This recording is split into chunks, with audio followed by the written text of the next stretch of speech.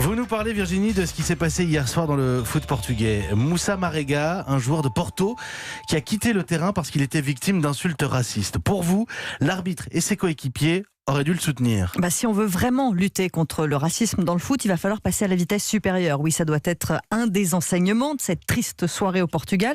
Pour la première fois, un joueur a donc quitté le terrain parce qu'il ne supportait plus les insultes racistes dont il était victime. Alors déjà, on peut saluer le courage de Moussa Marega. On a beaucoup entendu de belles paroles contre le racisme, mais lui, il est allé au bout de ses idées. Donc bravo. Alors, on va revenir sur ce qui s'est passé. C'était un match du championnat portugais. Le FC Porto de Moussa Marega affrontait le Vitória Guimarães. Et pendant tout le match, l'attaquant a entendu des chants, des insultes racistes et des cris de singe descendre des tribunes. À l'heure de jeu, il a marqué en donnant l'avantage à son équipe 2-1 et il s'est approché des tribunes adverses pour célébrer son but. Des supporters n'ont rien trouvé de plus intelligent que de lui lancer un siège des tribunes.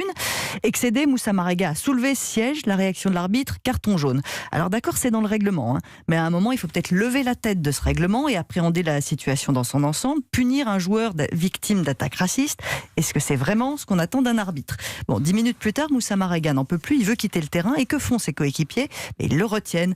L'attaquant finit par sortir quand même et son entraîneur le remplace.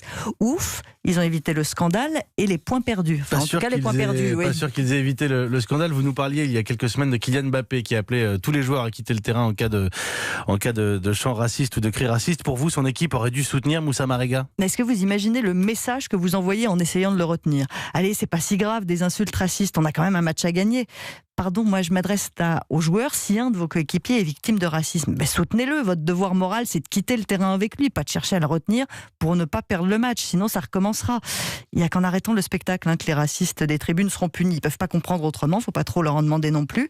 Alors l'entraîneur de Porto a beau dire après le match que l'attitude des supporters racistes est inacceptable, c'est un petit peu tard et un petit peu faible comme réaction. Le geste de Moussa Marega doit donc faire réfléchir les autres joueurs, les arbitres et les instances du foot. Arrêtons avec les slogans « dites non au racisme » et suivons l'exemple de l'attaquant malien si on veut faire bouger les choses. Sa réaction, en fait, ça doit être le point de départ d'un changement profond.